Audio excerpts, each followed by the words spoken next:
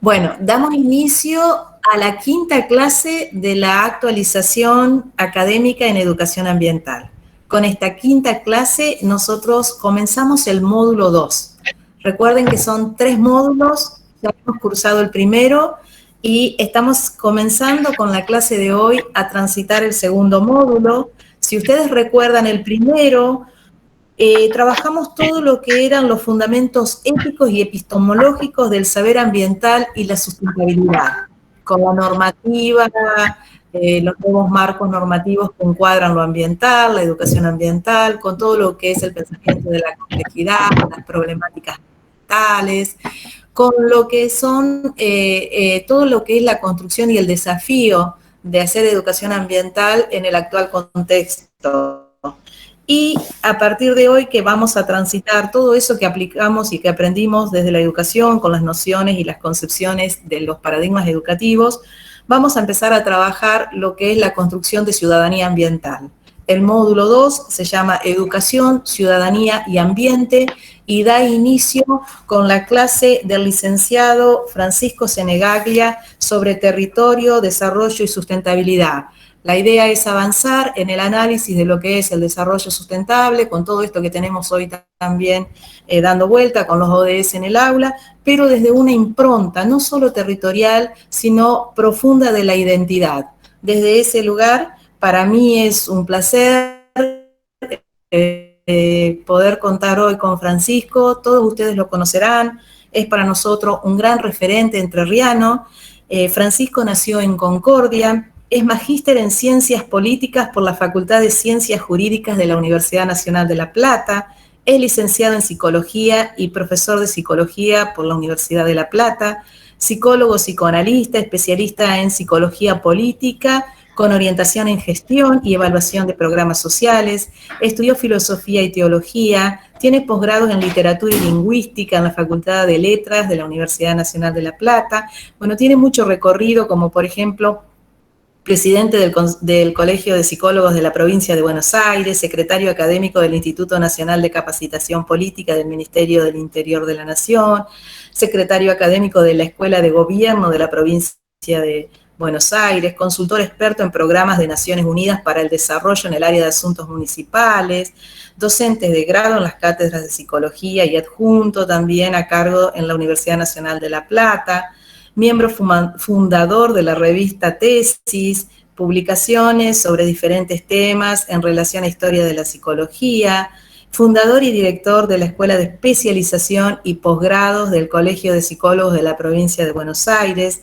Ha escrito muchísimas obras, dentro de las que nosotros podemos rescatar están Los Artigas, todo lo que ha tenido premio, como en el Escenario de Arte y Cultura y Mejor Novela 2009 y Faja de Honor de la Sociedad Argentina de Escritores, Origen y Destino, Las Tres Lauras, La Otra Revolución.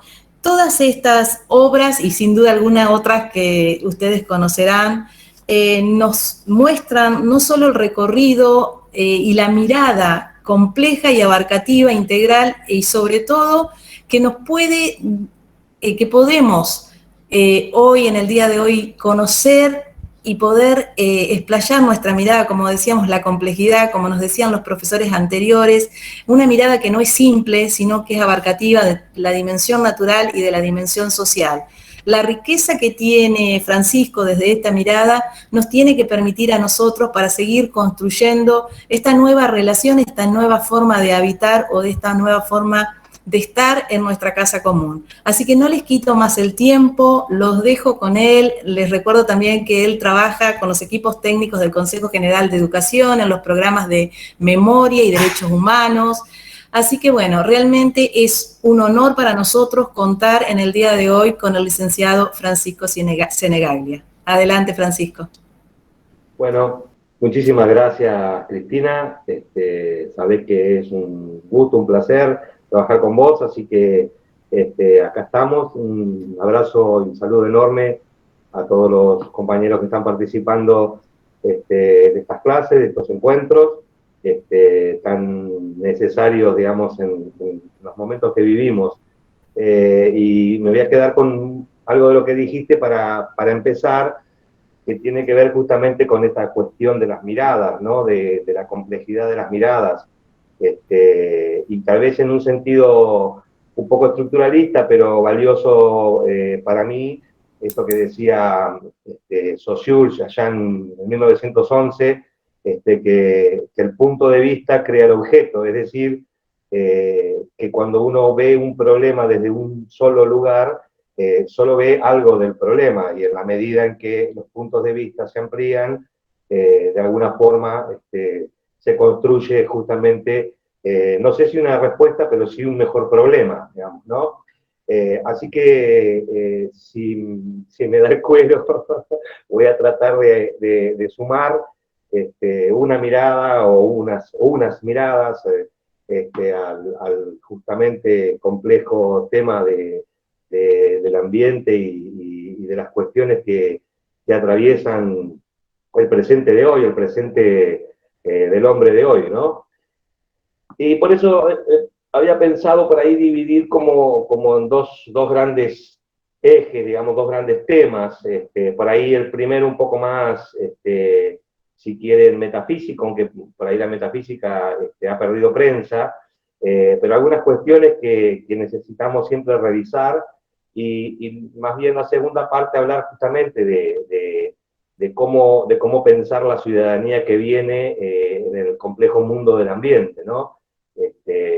Entonces, por ahí, digamos, la primera cuestión general la podríamos pensar como introduciendo estas preguntas por, ¿no? ¿Qué es la vida, por ejemplo, ¿no? Y si bien, digamos, el hombre hoy tiene una conciencia, si quieren, científica respecto de esto, mucho más elaborada que hace miles de años atrás, la vida siempre se caracterizó por el movimiento, ¿no? Es decir, es como la primera gran división de la experiencia del universo,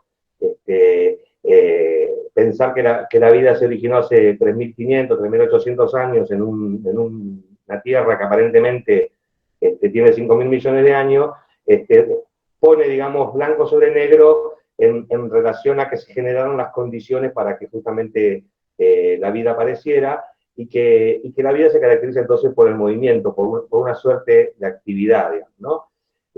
Digo esto porque a partir de allí, digamos, obviamente no vamos a desarrollar eso, pero digo, comenzaron a generarse las condiciones, ¿no? Es decir, que a la Tierra le ha llevado miles de años generar las condiciones para que la vida exista, la vida como la conocemos, porque posiblemente nuestras representaciones científicas del presente se vuelvan dentro de algunos miles de años, si es que el hombre logra conservar la Tierra, se vuelvan también un mito, digamos, nuestras reflexiones, digo, ¿no? Se vuelvan también mitológicas porque la ciencia habrá ofrecido otras respuestas, otras alternativas. Digo esto para pensar concretamente que en ese proceso en donde existe, digamos, ¿no? Hay un momento de inflexión en la humanidad, que puede ser, digamos, mezquino o egoísta situarlo, pero que por lo pronto podríamos decir que a partir sobre todo de Pascal, de Blas Pascal, que empieza a plantear esta cuestión de que el mundo se ha roto, en realidad de que las representaciones que el hombre tenía de su mundo, de su pertenencia, de su identidad respecto al mundo, era un mundo pensado como un microcosmo, como algo chiquito, ¿no?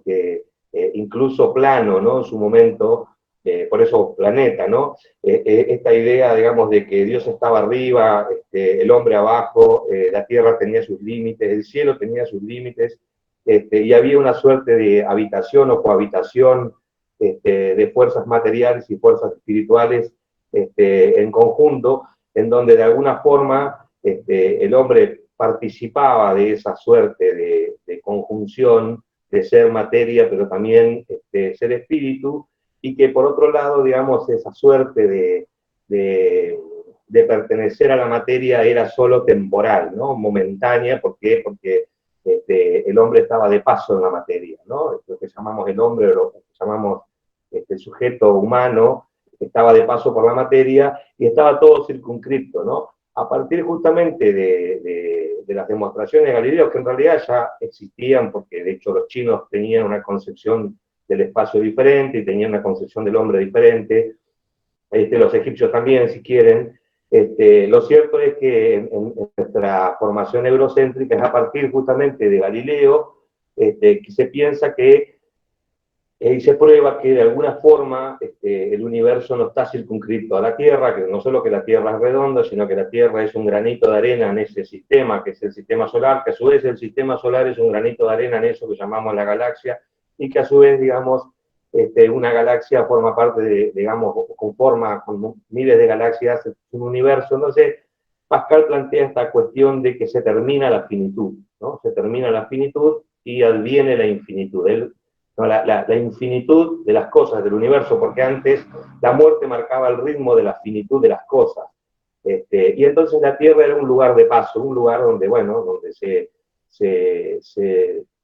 deshacía de alguna forma el sentido viviendo y se iba a otra vida. La concepción, digamos, de este modo más bien asociado, si quieren, al mito adánico, al mito de Adán y Eva, que en realidad en términos hebreos es el midrash, ¿no? Un midrash es un género literario que intenta contar una historia para enseñar algo, para explicar que el mundo había sido creado por Dios y que al ser creado por Dios tenía un sentido y un destino, y que ese sentido y destino lo había dejado en manos del hombre, y que el hombre había de alguna forma roto ese orden que tenía, ¿no? El universo, y que había empezado de alguna forma a desandar un proyecto, un plan que había para el universo. En fin, digo, el sentido de la finitud y el sentido del sentido, si el sentido de la finitud, como que las cosas tenían un orden y se terminaban para pasar a otro, y el sentido,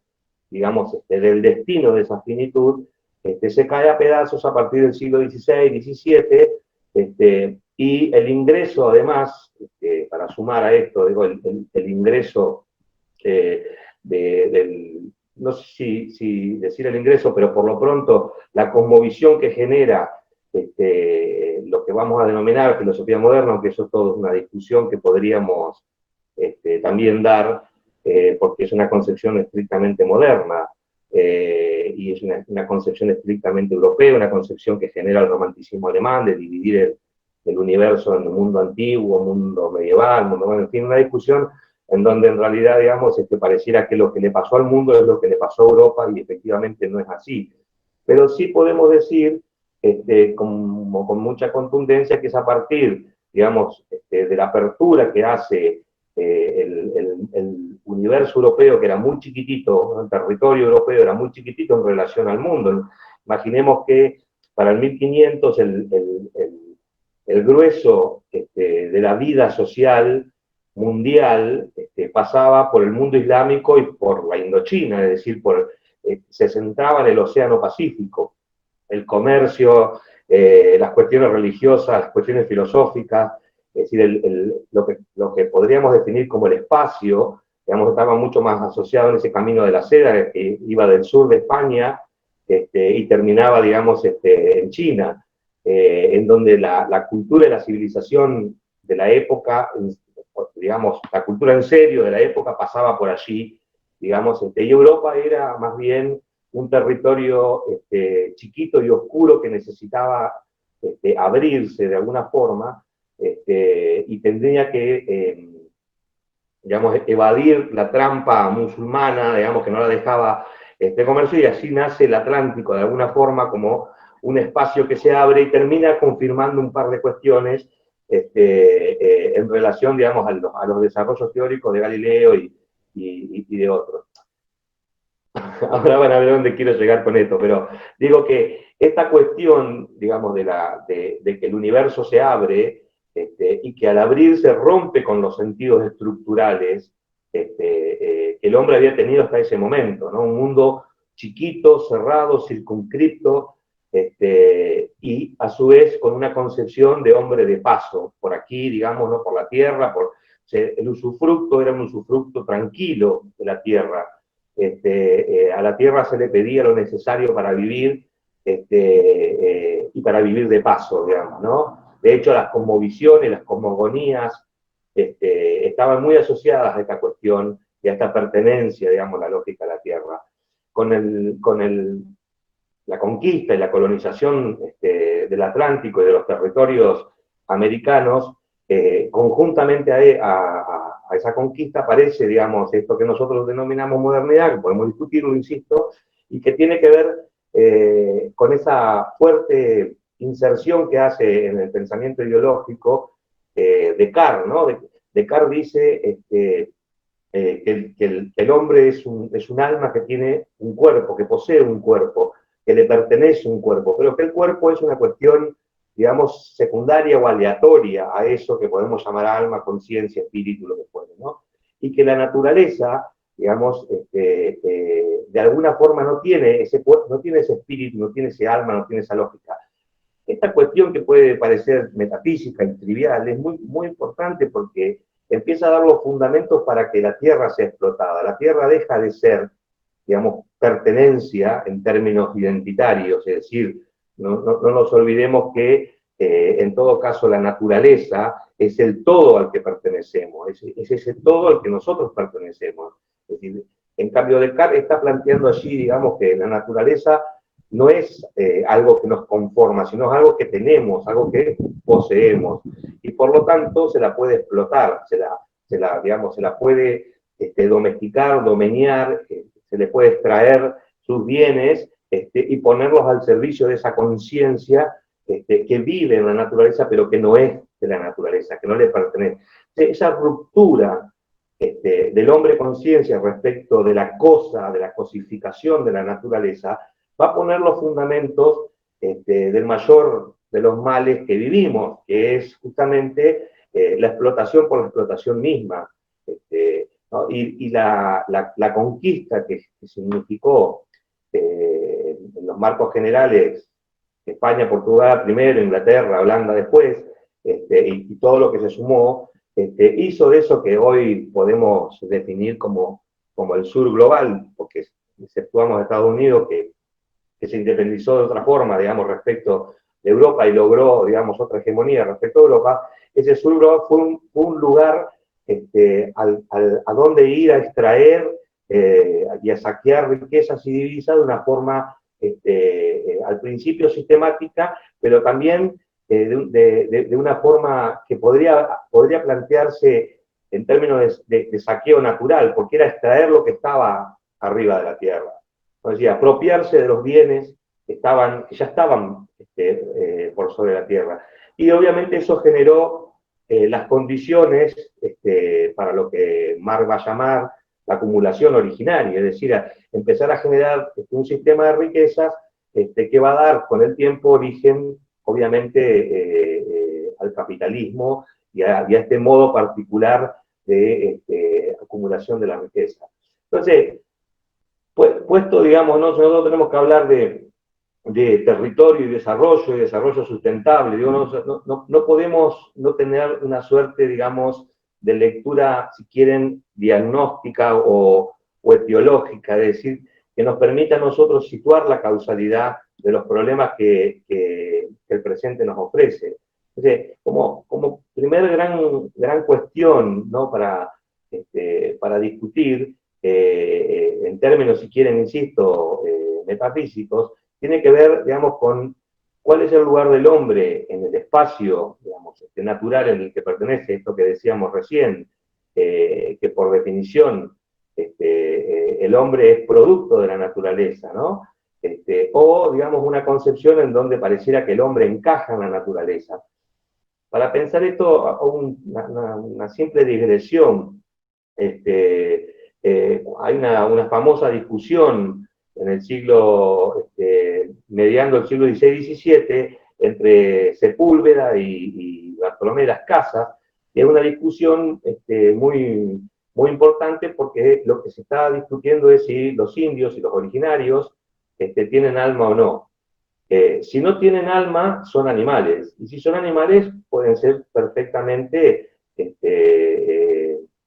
elementos de yugo y de trabajo y de fuerza, y no se les debe ninguna dignidad, y por lo tanto se los puede explotar. Digo, pensando esta discusión, digo, ¿no? De otorgarle o no, que finalmente la discusión llega, digamos, a la definición de que son almas niñas y que no almas evolucionadas, pero que, bueno, tienen alma. Entonces los que están seguros que no tienen alma son los negros, y entonces aparece, digamos, la experiencia de las grandes canteras de África que traen, digamos, negro a América para poder empezar a explotar la tierra hacia adentro, ¿no? Pero sirve esto para pensar esta cuestión, digamos, de cuál es el lugar que la ideología le da, digamos, a las relaciones entre los hombres y a las relaciones del hombre con la naturaleza, ¿no? Si la naturaleza es un objeto, es una cosa, puede ser explotada ilimitadamente, porque está, digamos, puesta para ser explotada. Si la naturaleza, esto que denominamos naturaleza, o que lo denominamos GEA, digamos, ¿no? En términos generales, puede ser o no, digamos, explotada si es una cosa o si no es una cosa. En cambio, digamos, si la naturaleza es, digamos, quien nos ha producido a nosotros, y por lo tanto, digamos, si matamos a la naturaleza, nos matamos a nosotros mismos, es otra concepción. Entonces, muchas de las discusiones que nosotros, a las cuales nosotros participamos, por eso esto que decía Cristina al principio de las miradas, muchas de esas discusiones, obviamente, depende de la mirada que se tenga, la consecuencia que genera en relación a la lógica con la Tierra, o a la lógica con la naturaleza.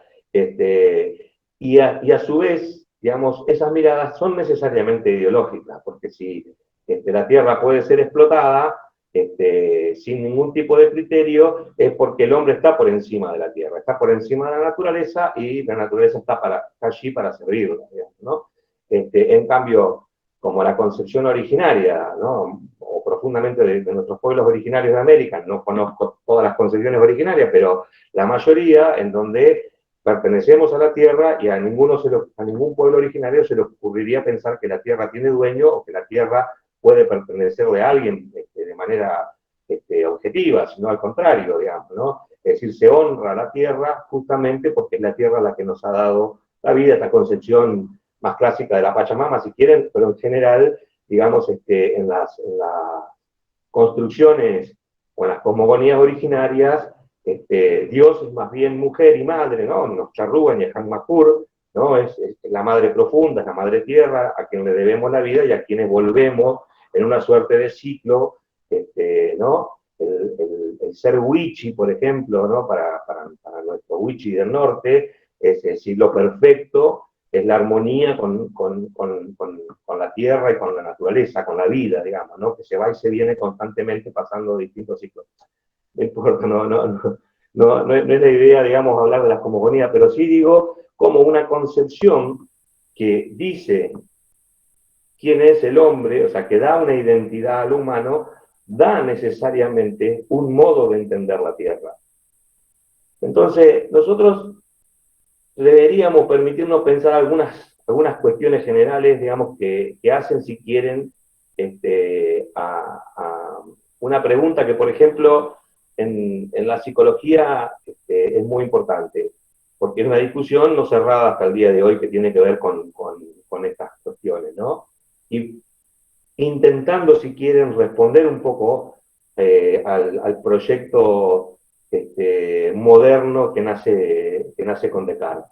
Y la pregunta es, ¿cómo se pasa del cerebro a la mente? O sea, ¿cómo se pasa del órgano a un esquema de comprensión? Es decir, esto que es la diferencia específica, o la condición de diferencia específica para definir al animal humano, y como humano quiere decir que tiene características que lo diferencian del resto de los animales, pero que necesariamente es un animal, ¿no? Cuando hablamos de las condiciones del surgimiento de la vida, decimos que las condiciones que hacen a la vida es que tienen alguna suerte de movimiento autónomo y que ese movimiento se va complejizando. Cuando uno mira o ve, digamos, las conductas animales, por decirlo, por dar un ejemplo muy simple, ¿no? Si uno ve que hay un animal que tiene una herencia filogenética, es decir, que ha recibido invariancias, información genética, que ha recibido, digamos, una información vinculada, digamos, a la construcción morfogenética, es decir, el perro, la estúpida reflexión de decir el perro es perro o la vaca es vaca, digamos, y a su vez recibe lo que llamamos herencia de acciones, herencia de funcionamiento, o lo que Jacques Monod planteaba, digamos, como la telenomia, es decir, hay inscrita en la naturaleza de ese animal las acciones que va a desarrollar para poder garantizar la vida, digamos. Ese animal sabe lo que tiene que hacer para garantizar su supervivencia. Entonces, el ser humano es un animal, digamos, que recibe información genética, en términos filogenéticos, que recibe, digamos, una conformación en función de esa invariancia genética, pero que el universo de acciones está, digamos, fallido. Entonces, el ser humano es un animal que nace desadaptado, y como nace desadaptado, debe adaptarse, y al adaptarse construye modos particulares de organización, no ya en el campo de la adaptación biológica, sino en el campo de la adaptación simbólica. Y esa es, digamos, la particularidad que hay que explicar, es decir, así como nosotros deberíamos preguntarnos cómo, digamos, de la química inorgánica se pasa a la orgánica, es decir, qué explica el pasaje de lo inorgánico al orgánico, también qué explica el pasaje de la no conciencia a la conciencia, es decir, la no conciencia de las acciones, el animal entierra un hueso y al otro día va y lo desentierra. La pregunta sería, ¿el animal se acuerda que había enterrado el hueso? Bueno, no se acuerda, digamos, no dice dónde dejé el hueso, sencillamente porque en realidad en el marco olfativo de su instinto está garantizado que encuentre su propio olor en ese lugar, etcétera, etcétera. En cambio, el ser humano es un animal que puede construir relaciones que representan las acciones, por lo tanto son representaciones y por lo tanto generan acciones simbólicas. En ese marco, digamos, esta discusión que a ustedes les puede parecer hasta terriblemente aburrida, digamos, lo que termina siempre diciendo es que somos animales como el resto de los animales, simplemente con características evolutivas específicas o diferentes, pero que formamos parte de la lógica del universo biológico, del universo natural, de esto que podemos denominar, digamos, vida en los sentidos que nos permitimos conocer la vida hoy, digamos, ¿no? Entonces, a partir de Heinze y de otros autores, digamos, empieza a plantearse esta cuestión de si el hombre tiene, fíjense que parece una cosa bastante bizarra, pero si el hombre tiene derecho a destruir la naturaleza, ¿no? Si es efectivamente un ser superior a la naturaleza o si es un ser distinto en la naturaleza, como puede ser cualquier otro ser en la naturaleza. Es decir, somos diferentes, pero no por encima de. Esta discusión, que puede ser una discusión bucólica, no deja de ser una discusión que genera representaciones y que permite empezar a entender cuáles son las razones o los puntos de vista que ordenan o desordenan los problemas que hoy tenemos. Entonces, el punto de vista, digamos, que el hombre plantea hoy, decía, a partir justamente de los desarrollos de Heinze y en adelante, de que hemos dejado de alguna manera el Olioceno para pasar al Antropoceno, es decir, para pasar a una etapa en donde una especie de la vida humana empieza a decidir el destino de toda la vida en el universo. Y hasta allí hay una cuestión que es objetiva, ¿no? Es decir, en más y en menos todas las discusiones que pueda haber sobre el calentamiento global, sobre la contaminación, sobre la destrucción de los océanos, la cuestión del agua, lo que viene, no para dentro de 1000 años, sino para dentro de 25, 30 o 50 años, de estas discusiones que no están, digamos, ya puestas en una suerte, digamos, de temporalidad lejana e infinita, sino que están allí, digamos, a la puerta de la humanidad, y hace que ingrese una reflexión profunda sobre la cuestión de la Tierra, y esa reflexión hace que esto que yo venía diciendo empiece a tener tal vez algún sentido de discusión, insisto, al decidir, digamos, cuál es nuestra posición subjetiva respecto de qué es el hombre para permitirse o no, digamos, este contexto en donde decide o no decide el fin o la muerte de la Tierra. Entonces, a eso hoy, digamos, más allá de que haya tomado cuestiones vinculadas al Midrash bíblico o a la filosofía eurocéntrica moderna, Pascal y Descartes, podríamos abrir la cosmogonía originaria o las versiones muy ricas de la energía china, del concepto de Tao chino, digamos, también respecto de la Tierra, por más que revisemos todas estas cuestiones, de alguna manera lo que está en juego es la definición, digamos, del hombre respecto de su lugar dentro de la naturaleza, digamos, ¿no? Y que eso es lo que nos ha dado a nosotros hoy a mi entender, y con todo respeto, digamos, una pseudoconciencia del ambiente y de la Tierra. Digamos, una pseudoconciencia, ¿por qué? Porque pareciera, digamos, que plantear hoy, digamos, la cuestión de los desarrollos sustentables tiene que ver con decir, miren, que si no cuidamos la Tierra nos cagamos muriendo todos, digamos, ¿no? Como una cuestión de, ¿es esto? Y no de conciencia profunda de cuál es el sentido, digamos, ¿no? La segunda que me preocupa, digamos, sobremanera y que es la que de alguna manera da sentido un poco a este encuentro, es, digamos, si efectivamente hoy tenemos mayor conciencia de la situación en la que está, digamos, la Tierra, ¿no? Hay una discusión allí, si me permito un pequeño prolegómeno, una discusión allí entre ecocidio o geocidio, digamos, ¿no? ¿Por qué? Porque hasta ahora lo que nosotros veníamos viviendo eran ecocidios. ¿Por qué? Porque Estados Unidos, por ejemplo, no quiere tirar, digamos, agua contaminada, no quiere tener materia contaminada, sobre todo de uso nuclear, y entonces la manda al sur, digamos, ¿no? Entonces, se destruye algo del ecosistema del sur, pero del norte parece que queda cuidado. Es decir, el uso de los agroquímicos en Estados Unidos está controlado, digamos, o el uso, digamos, de algún sistema de neutralización. Nosotros lo vivimos en Entre Ríos con las pasteras, ¿no? Por ejemplo, qué sé yo.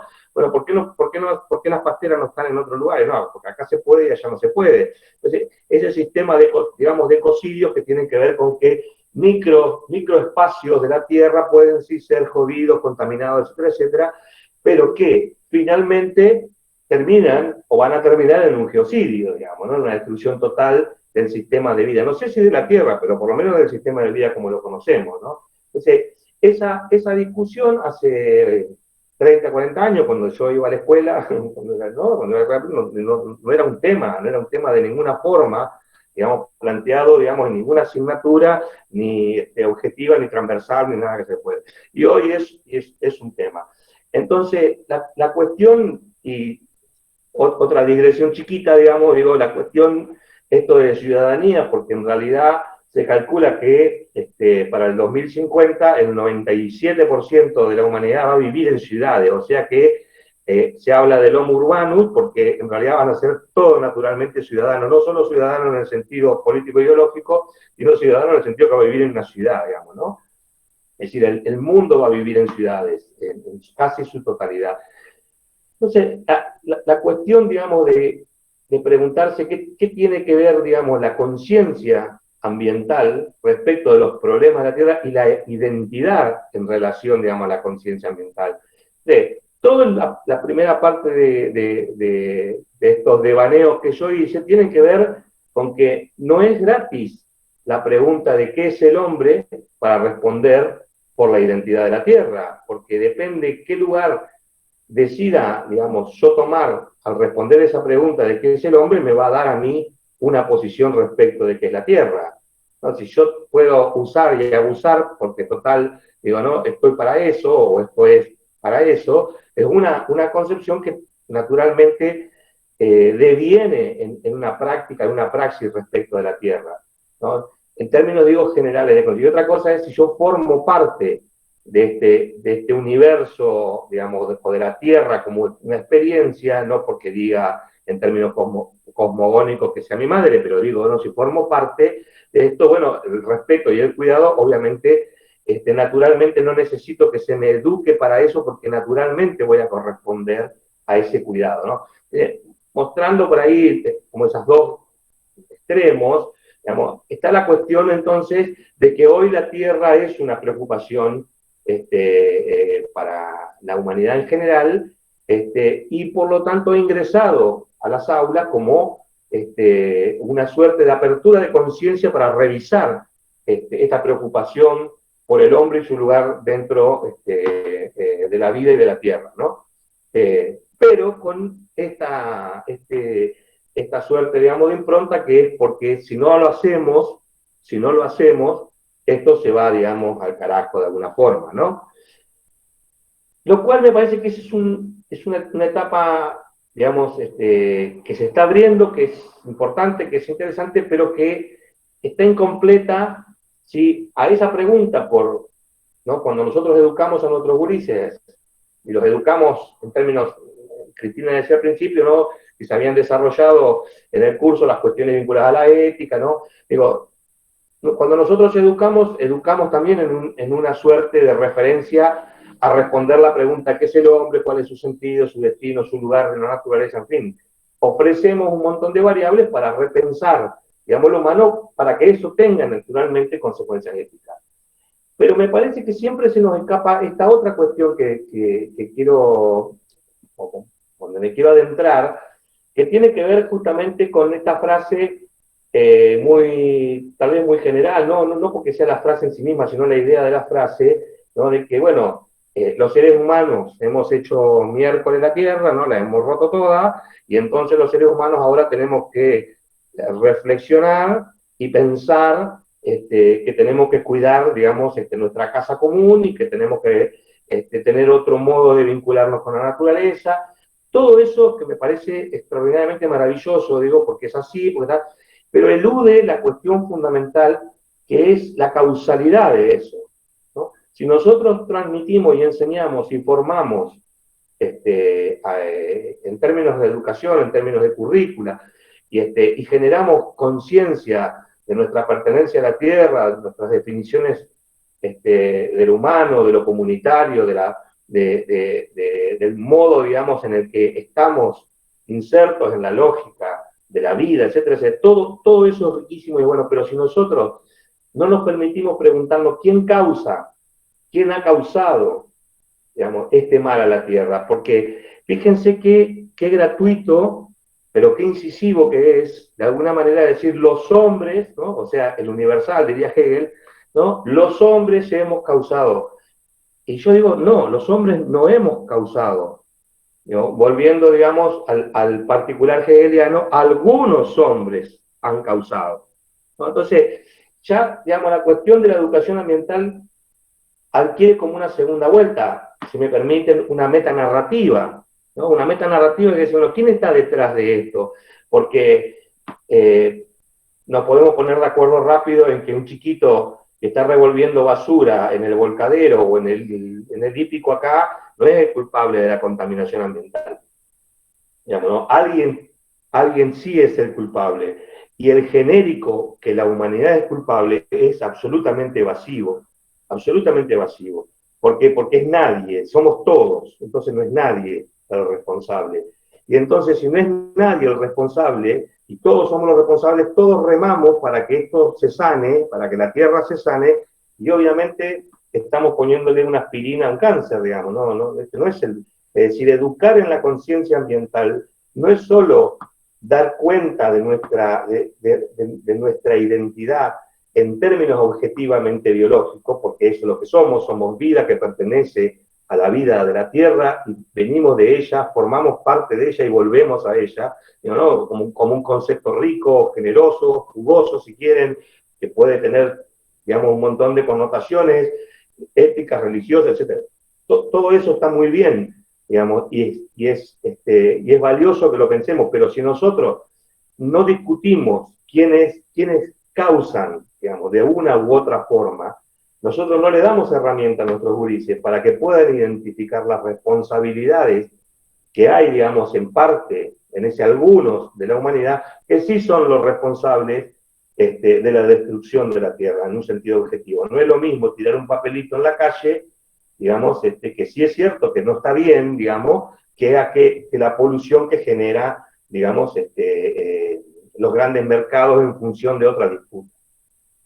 Y obviamente esto tiene que ver con lo que había subrayado al principio de la posición de lo que va a significar la modernidad, que va a dar, digamos, a luz el capitalismo, ¿no? En donde la producción y la acumulación son los que rigen la lógica de las comunidades humanas hoy, sea porque el alto consumo y la disputa en términos de producción genera acumulación por un lado y naturalmente pobres por otro, y en el medio, entre los que acumulan y los pobres, están los que consumen, que son el objeto, digamos, de las producciones, y eso que da cuenta de esto que llamamos el mercado. Entonces, si uno quiere empezar con algunas metáforas a jugar, bueno, en principio, el responsable, por lo menos uno de los responsables de la destrucción de la tierra es el mercado. El mercado en esta lógica, bueno, puede parecer, digamos, fantasmal lo que digo, pero cuando alguien planta, digamos, unas hectáreas y esas hectáreas le dan un rinde determinado, ese rinde determinado frente a otra persona que le mete, digamos, agroquímicos y hace que el rinde sea el doble y más temprano, el que está al lado o hace, digamos, lo que hace su vecino, o termina, digamos, no plantando más. Entonces, ese universo empieza, esa competencia empieza a no pensar, digamos, en los efectos colaterales de lo que se está haciendo, sino en la competencia en función de la acumulación, ¿no? Es un ejemplo chiquitito y muy inocente, digamos, no estamos ni hablando ni del tráfico de armas, ni de la construcción de los grandes contaminadores del universo, digamos, de la lógica de la Tierra. Pero ¿qué quiero decir? Que hay detrás de esa destrucción o de ese camino al geocidio, hay responsables objetivos, en más o en menos. ¿Por qué digo en más o en menos? Porque tal vez el productor ese que está compitiendo dice, sí, yo sé que esto hace mal, pero bueno, qué sé yo, no, tiene más o menos conciencia, pero como necesita competir de aquel que está detrás realmente de digamos, las grandes construcciones contaminadoras de la Tierra. Entonces, ¿por qué digo esto? Porque está bien generar la conciencia de la pertenencia y la conciencia de la contaminación, pero claramente los niños de la escuela primaria de Entre Ríos, por decirlo así, no son los responsables de la contaminación del mundo. Ellos deben entender la responsabilidad que tenemos por pertenecer a la vida de la Tierra, pero no son necesariamente digamos, los responsables de, aunque lo entiendan, no son los responsables.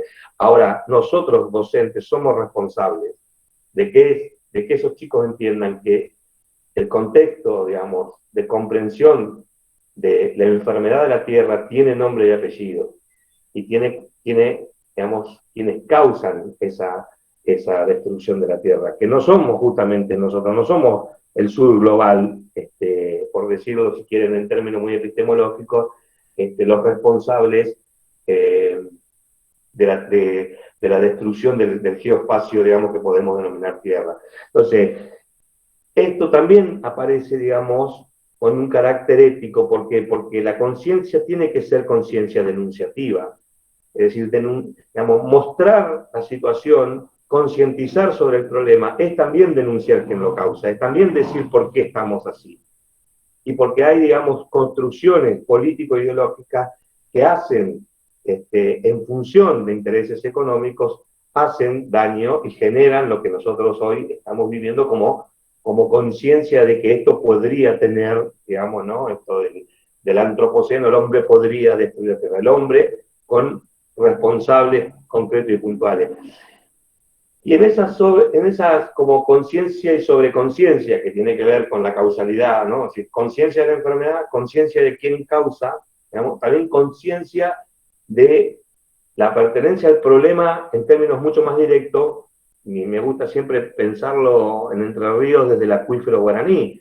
Digo, durante 2.000, 3.000, 5.000 años, los pueblos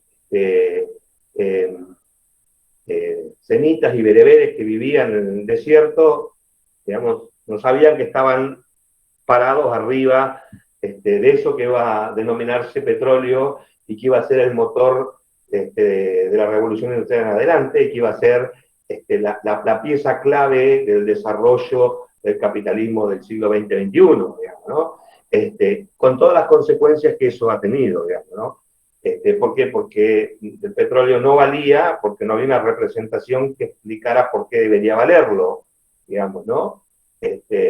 Bueno, a nadie se le hubiese ocurrido hace 200 o 300 años atrás que el agua pudiera tener algún valor porque era tan abundante y tan lógica que, bueno, que nada, digamos, el agua forma parte, ¿no? De la realidad de la vida con una naturaleza tan absoluta que a nadie se le ocurriría pensar que alguien podría pelearse por agua. Y, digamos, de Laudato Si, la encíclica, la anteúltima encíclica del Papa, a las cartas de la tierra, a los grandes encuentros de los hombres preocupados por la tierra, se habla, ¿no? 2050, se habla de la guerra del agua. Con lo cual, nosotros estamos en uno de los lugares, en uno de los 3 lugares más importantes del mundo donde hay agua dulce, donde se va a discutir ese agua. Entonces, fíjense que parece una cosa de ciencia ficción decir que cuando nosotros generamos conciencia ambiental, también debemos generar conciencia de dónde estamos y que el espacio, el territorio donde nosotros vivimos, pisamos, nacemos y morimos, va a ser probablemente un territorio en disputa. Y ya deja de ser ciencia ficción si uno atiende justamente a estas cuestiones, ¿no?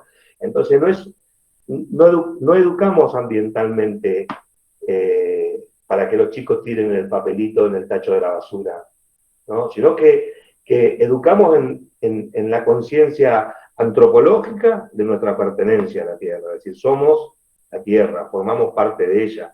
Los seres vivos, nosotros somos seres vivos, un ser vivo distinto, como son la mayoría de los seres vivos, pero con la misma lógica en términos filogenéticos. Esa conciencia es importante. La segunda conciencia, que es la pregunta de si está enferma nuestro espacio, nuestro hábitat, la pregunta es qué lo causa, la pregunta por la etiología, la pregunta por la etiopatogenia, digamos, ¿no? Diríamos en términos biológicos, y qué ha causado esto. Bueno, esa causa tiene de alguna manera nombre y apellido, y debemos trabajar en la conciencia de eso. Y por último, la tercera conciencia en relación a esto, es que esto que pasa en este espacio que llamamos Tierra, pasa también en el lugar chiquito donde yo vivo, ¿no? Pasa en San Salvador con los agroquímicos. Pasa en toda la provincia, pero en San Salvador los datos son alarmantes, por decir algo. Pasa porque uno va a Chajarí y no hay más Chajá, digamos, ¿no? No hay más pájaro y no hay más, pasa. No es que pasa, no pasa aquí. Y prepararnos para formar parte del problema, porque no es solo una consecuencia secundaria, ¿no? Sino que es una consecuencia absoluta y directa. Bien, por último, jugar un poquito con una metáfora que no sé si sirve, pero que bueno, que me gustaría compartir, digamos, ¿no? ¿Por qué? Porque las representaciones en un punto nos permiten ordenar. Las representaciones no son la realidad, las representan.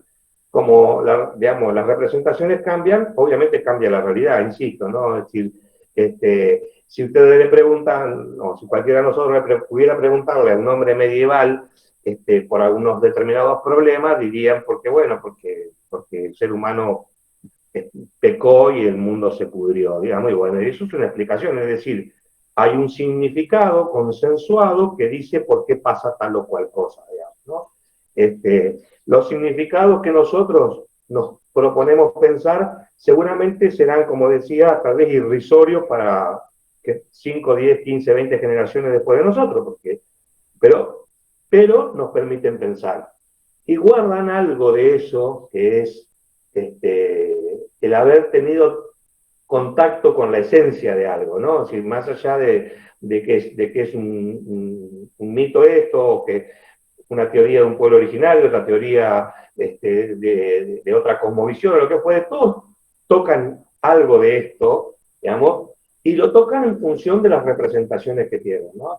Entonces, nosotros decimos, bueno, hubo alguna vez esto no es tan metafórico porque es bastante probado, digamos, por lo menos científicamente, hubo alguna vez una sobreabundancia de monos en el norte de África, las altas coníferas, y muchos de esos monos tuvieron que bajar digamos, a las grandes sabanas. Como bajaron a las grandes sabanas, ya no necesitaban erguirse para poder ver los predadores. Eso hizo que los partos se anticiparan, que muchos murieran, que las madres tuvieran que quedarse, las hembras tuvieran que quedarse con las crías, que los machos salieran a buscar carroña, etcétera, etcétera. Empezó a crecer la vista, la posición erguida, la disposición de la mano, nada, todo esto para que nosotros digamos, bueno, más o menos hace entre 50.000 y 100.000 años vino el sapiens, ¿no? El Homo sapiens. Eso que decíamos de cómo se pasa del cerebro a la mente, ¿no? O cómo esto que llamamos el sapiens, el desarrollo de la corteza, ¿no? Adquiere esto que hace la especificidad de eso que llamamos humano, que es la conciencia, ¿no? La conciencia es la conciencia y la conciencia siempre de la desadaptación. Todo el resto de los seres vivos, digamos, está adaptado, nace adaptado y responde a cualquier circunstancia en función de la adaptación, de la preadaptación filogenética. El animal humano es el único animal que no responde, digamos, filogenéticamente en términos adaptativos, sino que está constantemente adaptándose, y esa constancia en la adaptación o en la readaptación es lo que llamamos conciencia.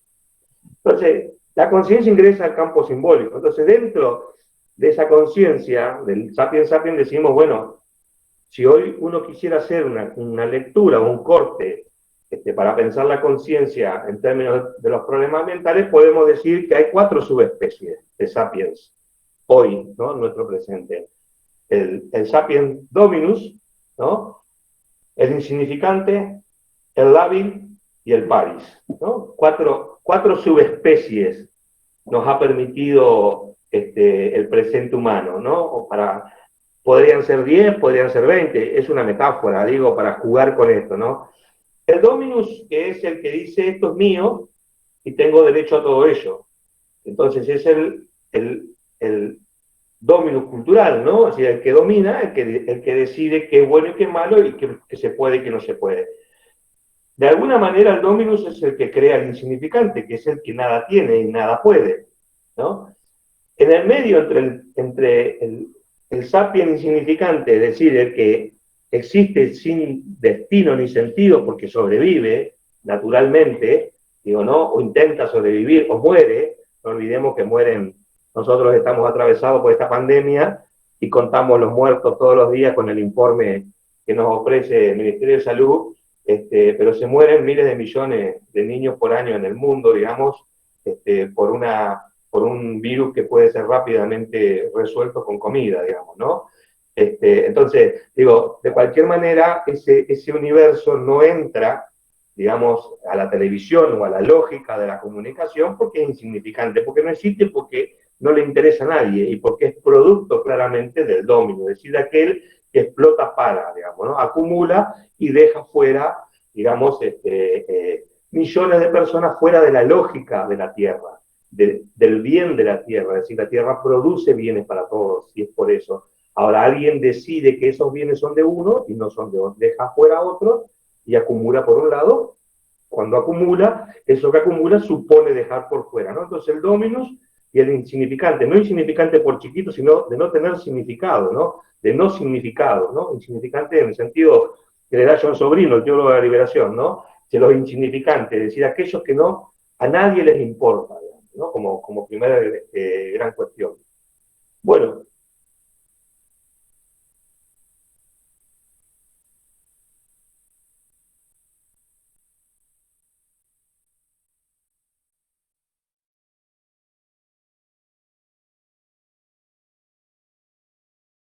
La idea de lo que habíamos pensado de trabajo final. Todos ustedes conocen, o si no pueden estar mirando ahí por ¿cómo se llama? Por computadora, recordar la resolución 93 del Consejo Federal de Educación, donde se ponen los diferentes modelos de proyectos, de talleres, y la idea es trabajar en este contexto en un proyecto socioeducativo. Esto que decía recién Francisco también, que nosotros veníamos repasando la idea y la necesidad de repensar nuestro lugar en la tierra.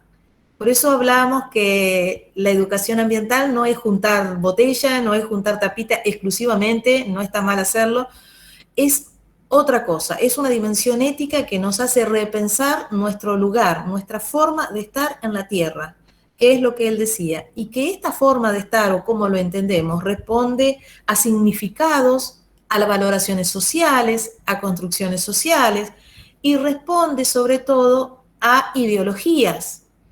Y en ese lugar, en esa revisión de las ideologías, en esta revisión de los marcos teóricos y los marcos paradigmáticos, es donde está nuestra principal acción como docentes. Trabajando en este lugar, la idea no solo de educar desde lo que es la dimensión ética, sino crear esta conciencia profunda, como decía él, de entender qué somos y cómo estamos en la Tierra. Con esto al principio, que habíamos hablado al principio, si la Tierra nos pertenece o nosotros somos parte. Es decir, y de ahí borrar esa idea del ambiente, como solemos decir, es lo que nos rodea, por lo tanto nosotros seguimos siendo el centro y lo que nos importa, y lo demás nos rodea. En ese sentido, nosotros apostamos por un proyecto sociocomunitario que aborde alguna problemática institucional, no solo pedagógica, sino ambiental, sino también que aborde lo que es un impacto desde la escuela en la comunidad.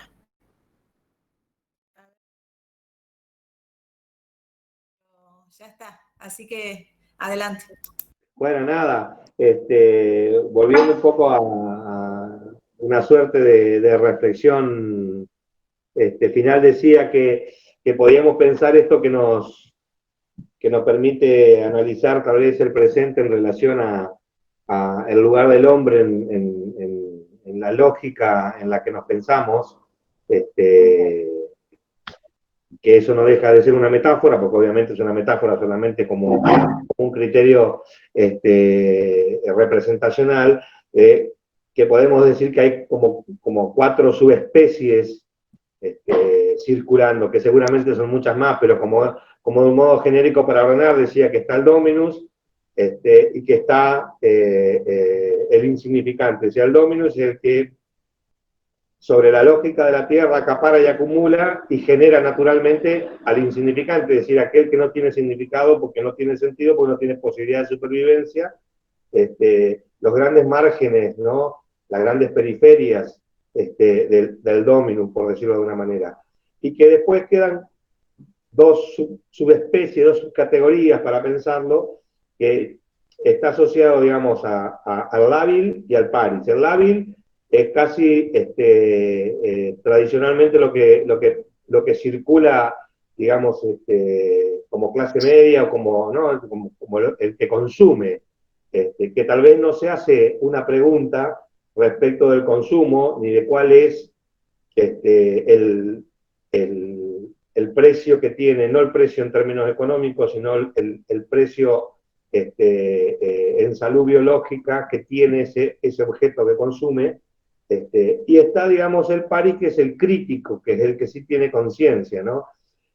Estoy jugando, es una metáfora, pero ¿por qué uso la metáfora? Porque digo, bueno, cuando nosotros educamos en conciencia ambiental y promovemos identidad ambiental, lo que debemos básicamente hacer es volvernos paris, es decir, nosotros educamos para hacer que el educando tenga las condiciones de posibilidad de comprender no solo cuál es la experiencia objetiva por la que pasa la Tierra, por la que pasa la vida, sino que además pueda entender las causales, la causalidad, digamos, de esa enfermedad o de esos males que pasa la Tierra, y por lo tanto se vuelva, digamos, una conciencia crítica respecto, digamos, de la situación. No, yo decía al principio, no alcanza con que solo tengamos conciencia de la enfermedad, sino que necesitamos que se tenga conciencia de la causa de la enfermedad. Y si eso es posible, entonces es posible el desarrollo sustentable.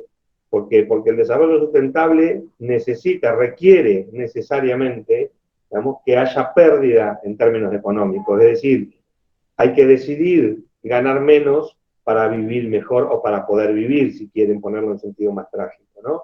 Entonces, frente a, como cualquiera de nosotros en el mercado de consumo, vamos a comprar un producto, está el A y el B, el A es mejor y es más barato, se compra el A, y no nos preguntamos por qué, digamos, el A es más barato, sino que lo compramos porque nos conviene en la lógica cotidiana.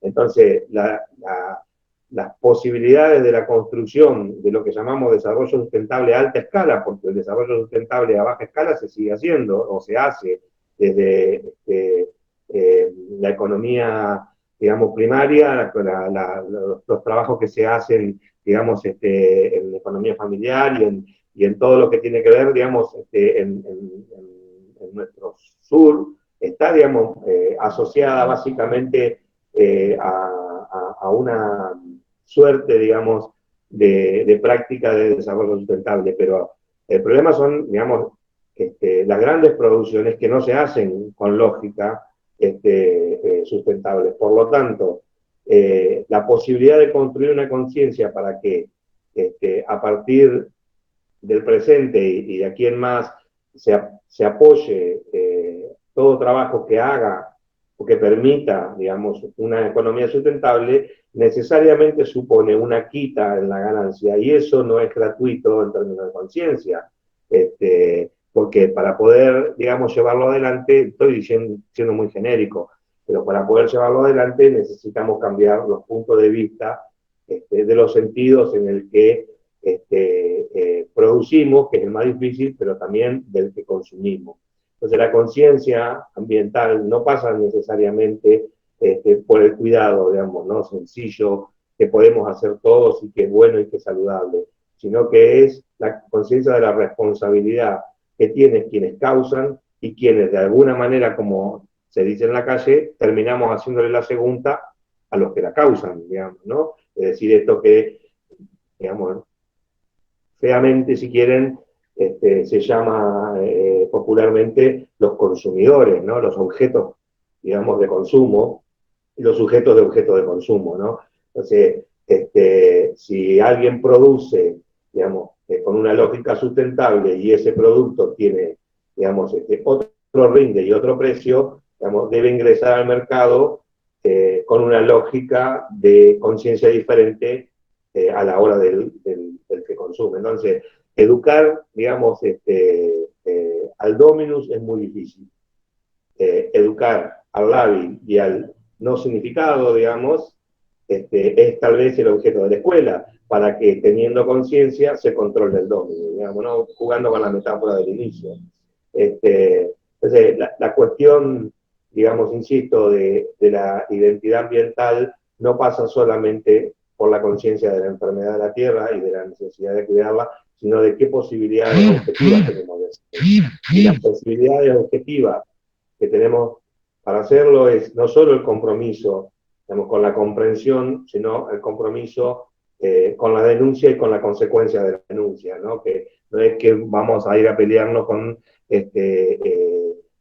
digamos, los grandes capitales, pero sí podemos tener conciencia de cuál es el objeto de esto y cómo nosotros podemos intervenir, digamos, en nuestra práctica cotidiana, en nuestra lógica cotidiana. Sobre todo, digamos, en territorio o en espacios como el nuestro, que son bastante acotados, o sea, que es bastante posible. Entonces, una escuela que genere, que forme en identidad ambiental, debe construir los criterios para poder transmitir experiencias de conciencia ambiental en tanto enfermedad, pero fundamentalmente en tanto causas de esa enfermedad y las posibles acciones que nos podemos permitir, no solo frente a la denuncia, sino a las consecuencias que tienen que ver con nuestro modo de estar inscrito en el mercado lógico y cotidiano, ¿no? Bueno, un poco desparramado, interrumpido, pero digo, dejo por allí vemos si podemos discutir un poco.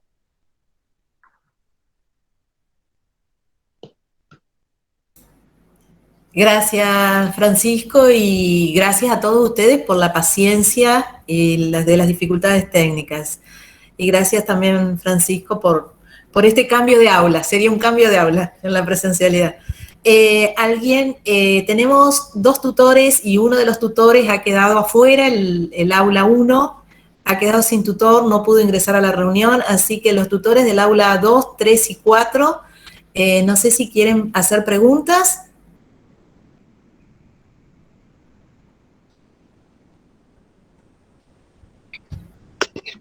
Hola, buenas tardes a todos. Buenas tardes. Bueno, Francisco, al principio cuando hablabas de las conciencias, ¿sí?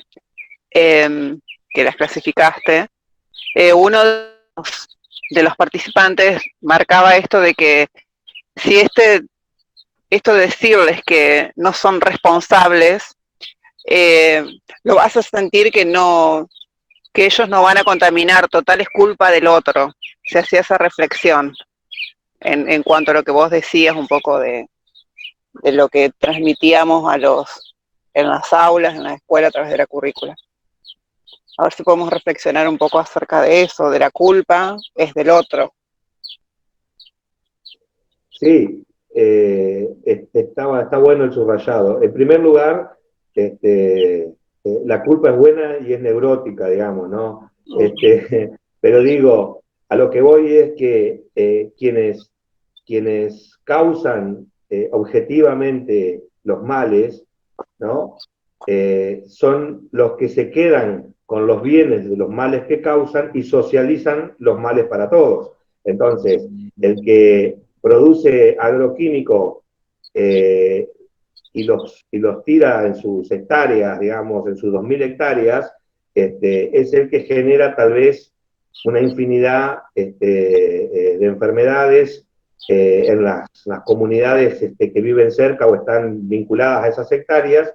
Entonces, le decimos al chiquito que va a esa escuela, digamos, cercana a ese campo, que debe, digamos, tirar el papel en el tacho de la basura y lo responsabilizamos digamos, de la enfermedad, para decirlo, de la tierra, pero en realidad, digamos, no terminamos denunciando a que efectivamente ha causado, digamos, un cambio ecológico objetivo en la comunidad, que es aquel que ha usado los agroquímicos. Entonces, no estoy diciendo echarle la culpa a, sino esa suerte de reflexionar sobre las responsabilidades objetivas.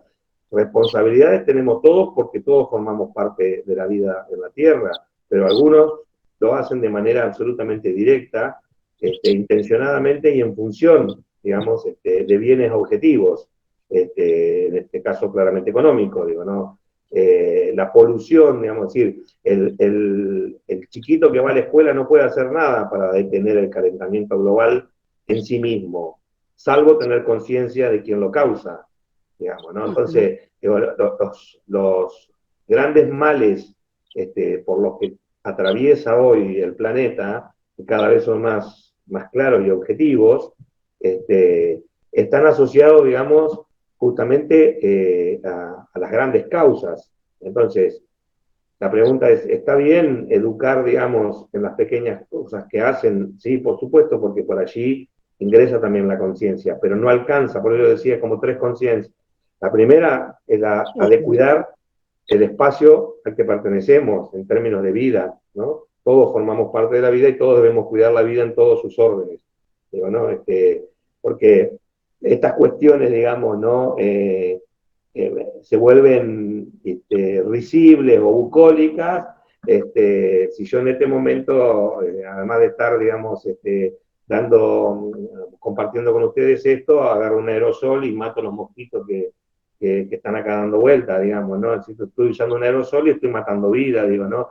Y claramente no me voy a golpear el pecho por eso, digo, pero de lo que se trata, digo, es que eso en un contexto profundamente más amplio es la pregunta por si puede usar algún otro producto que no haga ese daño, digamos, y eso está bueno. Ahora, eso no va a resolver el problema, de la enfermedad de la tierra.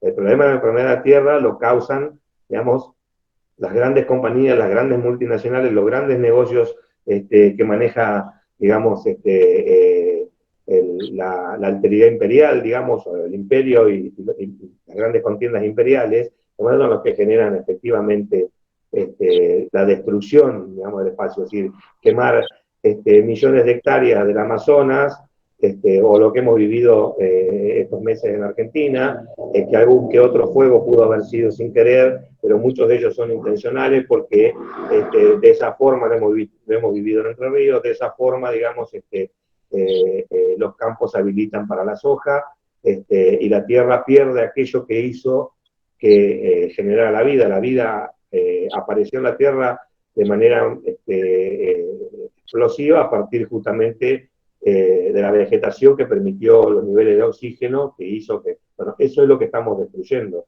Y eso no lo destruye, decía yo, un niño de volcadero, eso lo destruyen las grandes multinacionales, que van por el rinde, que van por los grandes negocios, que por otro lado no se vuelcan como una decisión colectiva, ¿no? En el sentido de decir, bueno, destruimos el Amazonas, pero le damos de comer a todos los niños del mundo, digamos. No, no es así, digamos. Estaría mal también, pero voy a decir, bueno, pareciera que hay una conciencia social de que haciendo ese desastre se resuelven otros problemas profundos de la humanidad. No, lo hacen para que 5, 10, 15, 20 personas no se olviden que el 17% de la humanidad tiene la riqueza del restante 83%, digamos, ¿no?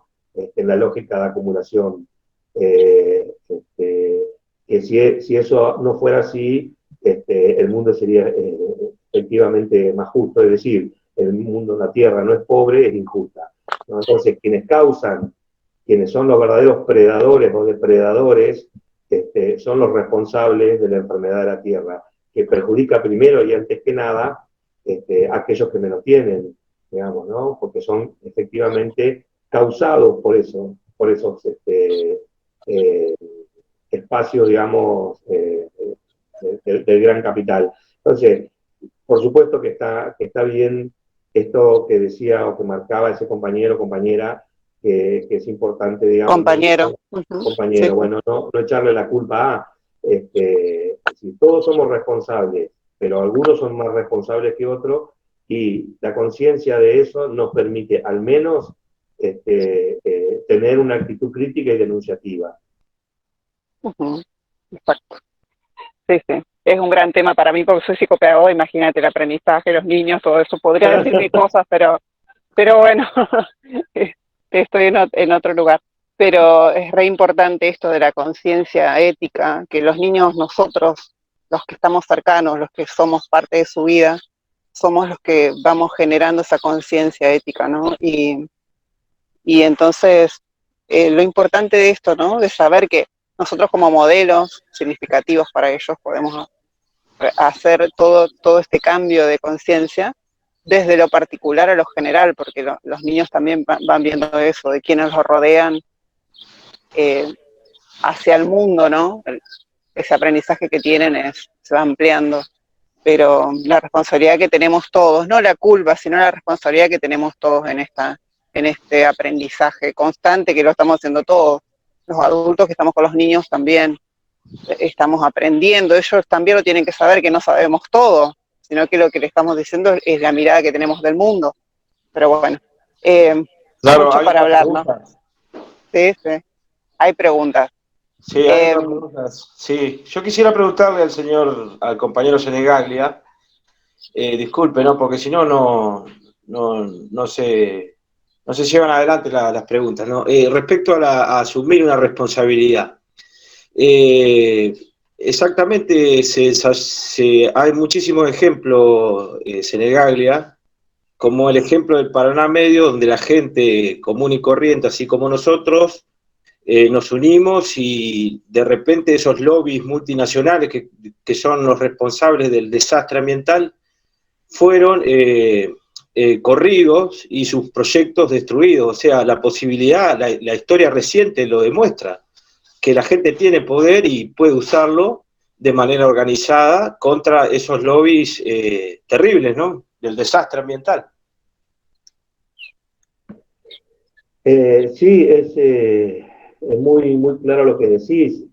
Lo que pasa que, digamos, tomando bien tu reflexión, lo que pasa que la conciencia, la buena conciencia, digamos, esto que también decía Karina, en relación a la responsabilidad de educar. Cuando uno educa, educa para la acción, no solo educa, digamos, para comprender. Digamos, no hay buena comprensión sin acción. Entonces, obviamente, una comunidad, una ciudad, un pueblo empoderado, lo primero que entiende es la conciencia que tiene del poder que tiene.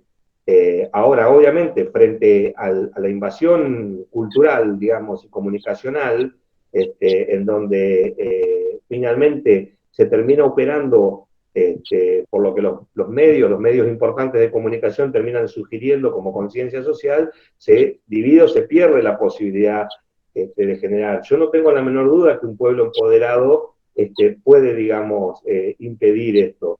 Pero bueno, lo que sí también tengo claro es que ese empoderamiento se construye, se genera. Por eso digo que al principio en el desarrollo, que no alcanza la conciencia ambiental como conciencia en sí misma, como saber qué, sino, digamos, la conciencia denunciativa que hace, digamos, uno comprenda las causales y por lo tanto las impida, o intente impedirla, o intente contrarrestarla de muchas formas. En la medida en que una comunidad se empodera, no tengo la menor duda. De hecho, creo yo, digamos, sin ponerme en plan visionario, que en algún momento la humanidad, digamos, para poner así como un universal medio lábil, pero bueno, un universal al fin, va de alguna manera a detonar en relación a esto, porque en el proceso de los últimos 100 años, en donde el 35-40% de la humanidad tenía, digamos, condensaba las grandes riquezas, ahora el 17% la condensa, va a llegar un momento que, esto es como decir, si en el conurbano bonaerense hay 3-4 millones de indigentes y se juntaran y entraran en serio en el centro, digamos, del país, digamos, no habría forma de detenerlos. Digo, ¿no? Es decir, por ahí el ejemplo no es el más feliz, pero digo, sí en el sentido de la conciencia del poder que se tiene, digamos, ¿no? Y yo, tomando otro ejemplo del agua, también hacía referencia un rato antes a que nosotros estamos frente a una suerte, digamos, de temor objetivo, porque no ahora, pero dentro de 20-30 años, nuestra zona, el acuífero, frente a la falta de agua en el mundo, va a ser un lugar de discusión claro y objetivo. Y si nosotros no estamos preparados para eso, va a ser muy fácil venir y tomarlo, digamos, ¿no? Sin entrar en una cuestión dramática, ¿no? Pero sí, tomo lo que vos decís, Gustavo, digamos, un buen ejercicio de conciencia empodera a comunidades, claramente. ¿Me escuchás, Francisco? Perfectamente. Bueno, tenía anotada esa pregunta de Gustavo. Gustavo, disculpa, estoy sola porque los otros tutores no pudieron entrar, así que tengo todo anotado, pero justo iba a tu pregunta, eso que decías, que recién acabamos de hablar. Y hay otras inquietudes, por ejemplo, Francisco plantea cómo evaluarías en todo esto la responsabilidad del Estado, que son partícipe necesario por acción u omisión, así como responsables de las legislaciones que permiten gran parte de la contaminación ambiental. Un gran tema, ¿no? A ver, en la pregunta está de alguna manera la posible respuesta. Digo posible porque claramente es difícil, digamos, Sí, es verdad. plantearlo. Es decir, el Estado es responsable, como bien dice que construyó la pregunta, por acción o por omisión. Y muchas veces, sobre todo, por eso para mí es tan importante cuando se enseña, a ver, la escuela es, por definición, la gran formadora de la identidad y la gran constructora de los valores identitarios. Entonces, Si, para decirlo, no, digamos, no estoy escapándome de la pregunta, sino que estoy dándole una vuelta, digamos, ¿no? Para decirlo de alguna forma, si Mitre, Sarmiento y Roca son los héroes que le proponemos a nuestros gurises, Roca se llevó puesto el mundo originario del sur y del norte de este país para repartir 45 millones de hectáreas entre 30 personas. Si Mitre destruyó la posibilidad de una América industrial destruyendo el Paraguay, y si Sarmiento destruyó el gaucho y la gauchería porque los consideraba bosta inservible, digamos, para un proceso civilizatorio, y bueno, esa conciencia hace que nosotros hoy tengamos, después de 160 años de escuela normalista, tengamos hoy en el circuito de nuestras aulas muchas cuestiones que tienen que ver con esto.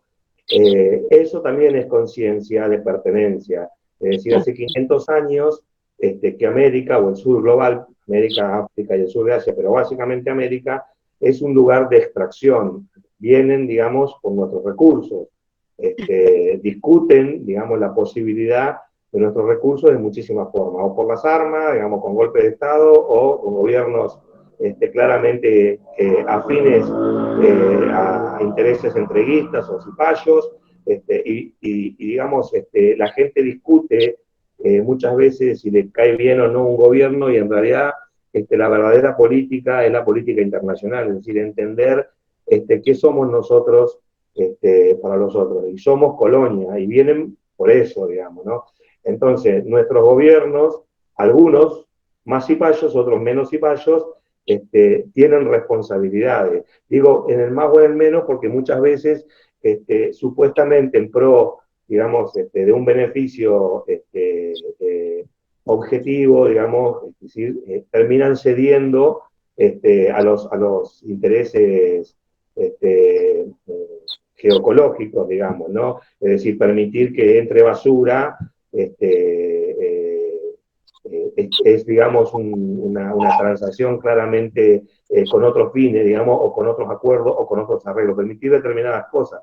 Entonces, lo que la pregunta manifiesta claramente es eso: el gobierno es responsable, por acción o por omisión es responsable. Ahora, la construcción de esa responsabilidad puede tener bemoles, digamos. Lo que sí es cierto es que los gobiernos que tenemos son también los gobiernos que nosotros decidimos tener en función de no saber o en función de no entender, digamos, de qué se trata realmente estas condiciones, digamos, por las fronteras. Yo tuve una experiencia muy, muy rica hace más de 20 años en Catamarca, en un pueblito que se llama San José. Me llamó mucho la atención porque nada, está metido ahí en el medio de los valles cachaquíes, con una belleza inaudita, y sin embargo de una pobreza casi nunca vista. Y a 7 kilómetros de ese pueblito estaba la mina de Agua Negra, la mina de oro más importante del país, digamos, del país, una de las más grandes, más importantes de América. Y todos los empleados, digamos, eran extranjeros, y me decía el intendente a mí, ni siquiera la ropa de los empleados podemos lavar. O sea, a ese pueblo no lo había beneficiado en lo más mínimo, y lo había perjudicado de mil formas, porque había cambiado la lógica del pimiento, la lógica de los animales, la lógica, digo, ¿no? Entonces, para que esa mina esté ahí, algún gobierno aceptó alguna suerte de acuerdo, digamos, ¿no? Y aceptó alguna regalía que vaya a saber dónde va. Entonces, claramente hay responsabilidades, digamos, ¿no? En algunos más que en otros, pero nadie se instala ilegalmente en un territorio a explotar y a contaminar sin el viso objetivo de alguna institución del Estado, digamos, ¿no?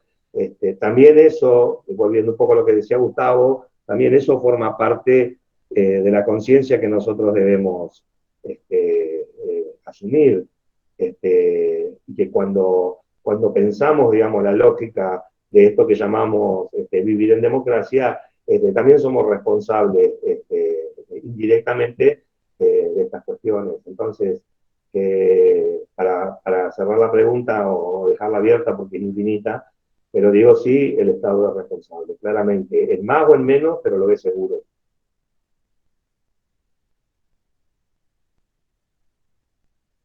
Bueno, y ahí también uno de los compañeros trae el tema de los transgénicos, ¿eh? Como una continuidad a lo largo del tiempo, y, y en relación al paquete tecnológico de Monsanto, habla del trigo transgénico, hace como una pequeña reflexión acerca de la relación que tiene esta pregunta que estábamos hablando recién con esas cuestiones. Sí, esto es la tecnología puesta al servicio de la explotación. Eh, los niveles de modificación que genera, digamos, objetivamente, en este caso, sobre una semilla, es traspuesto, por eso se llama justamente no transgénicos, y es traspuesto a todo aquel que acceda a esa semilla, digamos, ¿no? Y eso tiene consecuencias. La capacidad, digamos, de la transformación de la semilla es muy clara, muy objetiva y se ve muy rápido. Las consecuencias todavía no las hemos terminado de medir, pero en general, digamos, son fatídicas. Pero vuelvo a lo que decía al principio. Eso hace que la semilla sea más grande, sea un mayor rinde, sea más barata, crezca más rápido, produzca mejor, y obviamente ingresa al mercado con una lógica casi incompetible, digamos, frente al trabajo natural de esperar que la tierra se nitroge, que adquiera otra lógica, que es decir, como el cultivo de cereales de principio, digamos, del siglo XX, digamos, ¿no? El modo, digamos, ¿no? De ir cambiando los sembradíos, para permitirle, digamos, a la tierra que se reactive, etcétera, etcétera. Entonces, frente a eso, digamos, uno mismo va al supermercado y dice, sabe porque una noticia dijo que ese producto era transgénico o no, lo que fuere, lo termina comprando igual, digamos.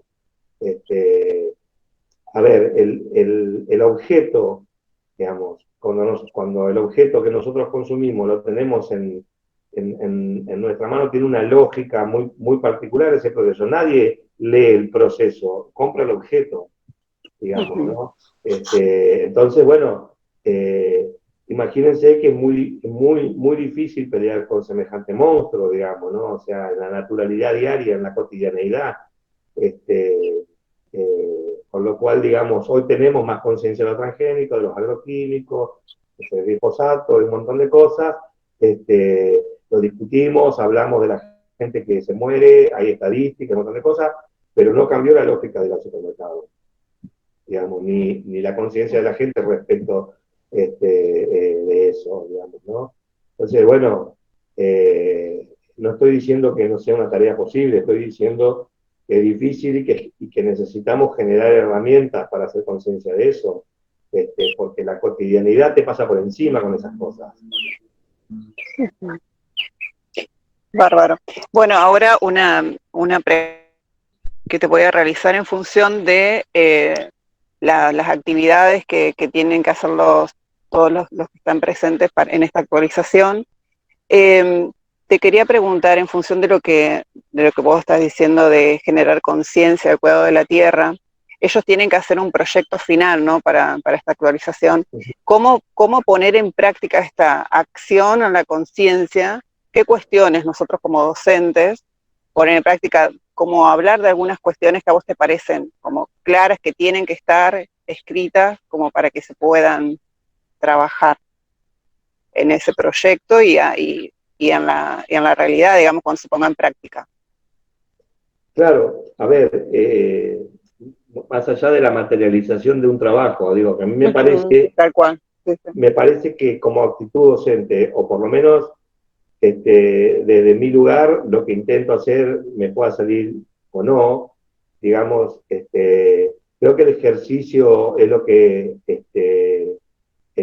me gusta citar, digamos, porque me parece que saludable, es esto de la pedagogía de la sospecha. Es decir, una actitud en donde uno ofrece contenidos, supongamos, da una charla, un seminario, articula, digamos, contenidos en función de un tema, y uno ofrece, digamos, bueno, ciertas lecturas para hacer y que eso se transforme después en una suerte de lectura más menos crítica, y hay allí un trabajo, digo.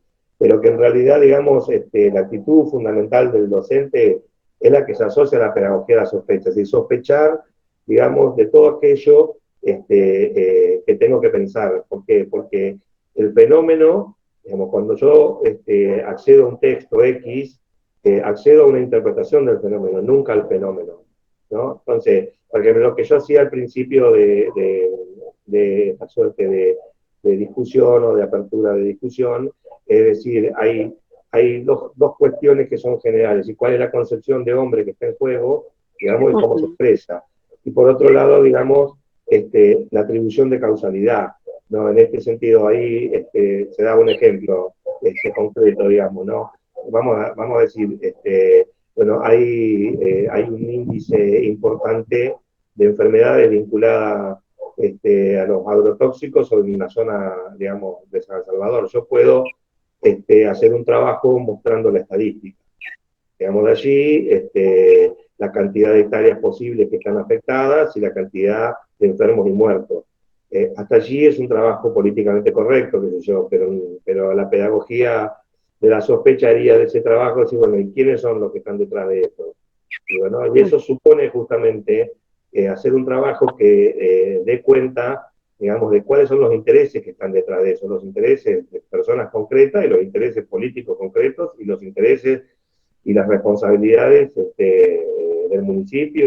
Digo, no estoy diciendo que esté bien ni mal, pero digo, es decir, siempre, digamos, el análisis del fenómeno es incompleto si nosotros no podemos pensar, digamos, la causalidad. Esto es lo mismo que pasa en el campo clínico. Si viene un paciente con una determinada sintomatología, yo no le pido que deje el síntoma. Digo, trabajamos la causa para que el síntoma caiga capaz sin que se dé cuenta el paciente, digo, pero para que el síntoma caiga es necesario ir a la causa, ¿no? Entonces, ¿qué es un buen trabajo para mí? Un trabajo que, aunque sea chiquito, sea un trabajo que pregunte o que indague la causa de lo que aparece en la superficie, ¿no? Me parece que eso es lo que nos permite pensar críticamente, ¿no? Es decir, entender que estamos viviendo determinadas circunstancias, determinadas experiencias, pero que cuál es el devenir de esa experiencia, cómo llegamos a esa experiencia y qué la ha causado, quiénes la han causado, digamos, ¿no? Porque eso es lo que revela profundamente una actitud de conciencia, digamos, ¿no? Entonces si entendemos, podemos intentar impedir que suceda, digamos, ¿no? Y no solamente mostrar que sucede, que eso sin duda genera conciencia, pero no alcanza. Perfecto. Sí, bueno, hay una pregunta que es muy simple, pero muy compleja a la vez. ¿Por qué crees que la gente no cambia la conciencia?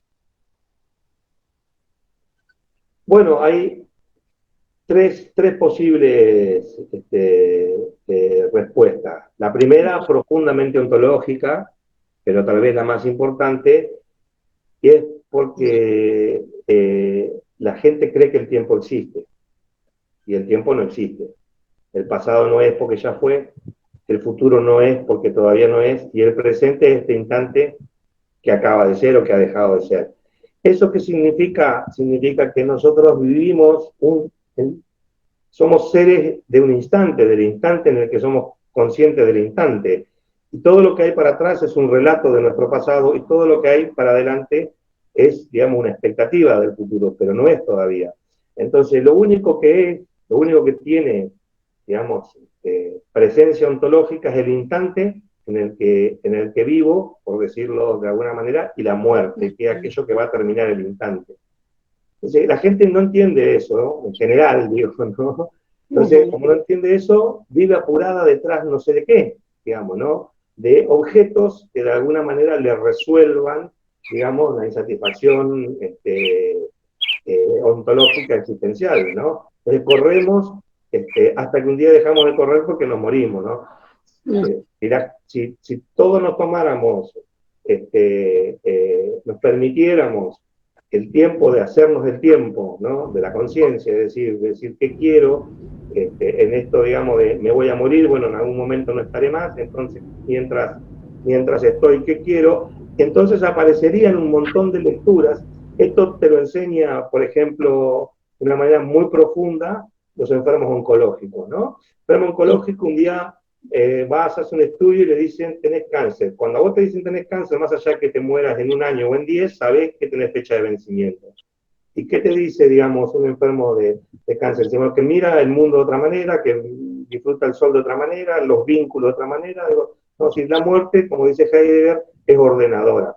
Entonces, aunque suene muy disparatado lo que estoy diciendo, digo, para responder la pregunta, que parece simple, de la conciencia, digo, lo primero que hace que tengamos conciencia es la conciencia del instante y de la muerte. Digo, ¿por qué? Porque eso me sitúa a mí en el tiempo que no existe, pero me sitúa a mí como creador en términos del deseo. Y por lo tanto, de las posibilidades, que no son muchas, que tengo de darle un lugar, digamos, a mi existir, ¿no? En cambio, a veces tenemos la sensación que la experiencia vital de lo que nos rodea va empujada, ¿no? por una suerte, digamos, de manada hacia nada, digamos, hacia un lugar en donde pareciera que existiera la felicidad o no sé qué fuere, digamos, y entonces todo el mundo corre y finalmente muy pocos saben a dónde corren, digo, ¿no? Entonces, la conciencia es justamente eso, ¿no? En primer término, la conciencia de yo estoy acá hablando con vos, hablando con ustedes, estoy acá, soy estamos discutiendo estos temas que tal vez nos interesan a nosotros y a mucha otra gente no les interesa, etcétera, etcétera. Digo, eso es como la primera conciencia. La segunda conciencia tiene que ver justamente con la transmisión, ¿no? Con la posibilidad y eso, digamos, lo hace la escuela, bien o mal, lo hace, digamos, ¿no?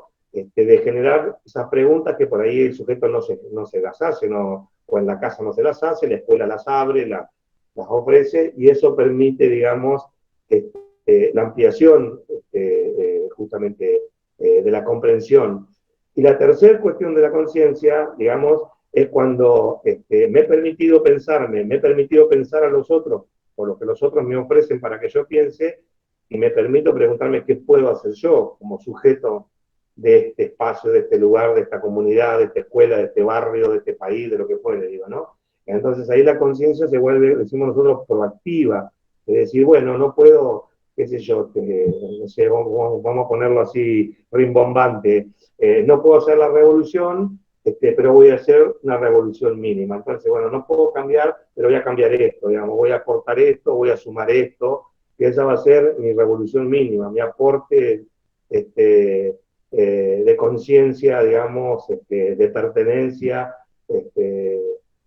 pero la gente en general, para responder la pregunta así de manera más rápida, la gente en general no se pregunta. Conciencia tiene, lo que pasa es que preguntarse angustia en general. Y la gente, digamos, digo la gente es un genérico muy feo, pero digo, en general uno trata de correr la angustia rápidamente, digamos, ¿no? Y vive de una manera muy vertiginosa, sin preguntarse en general sobre muchas cosas que son importantes. Entonces no es que no haya conciencia, es que no hay posibilidad, digamos, no hacemos el tiempo, ese tiempo que es exiguo, ¿no? Que es no lo utilizamos para hacernos preguntas más vitales, y vamos detrás del detrás, y bueno, un poco lo que habría Cristina al principio, ¿no? Pero que digo que tiene que ver cuál es el lugar de la escuela en todo esto. Y bueno, nosotros, hacia los Sócrates, o lo que Platón plantea en Sócrates, en términos de la mayéutica, ¿no? Es decir, en términos de hacer dar a luz las ideas, de permitir, bueno, la escuela profunda, la escuela en serio hace eso, ¿no? interroga, interpela. Por eso cuando, en relación a la pregunta anterior, sabría esto de, digamos, de cómo construimos un trabajo, cómo construir, bueno, siempre lo construimos si podemos ser críticos, si podemos ir a las causas, si podemos ir más allá, digamos, de la superficie, de la transitoriedad de las cosas, ¿no? Por eso también la discusión tan rica y tan importante de la escuela, de que nosotros no solo generamos contenidos, sino que generamos significados, ¿no? Y los significados son del orden de los valores y de la ética, ¿no? Generamos posiciones de vida, proponemos posiciones de vida, y a veces son mucho más importantes que los contenidos mismos que se encuentran en cualquier lado, que se acceden de muchas otras formas. La pandemia también ha enseñado algo de esto, ¿no?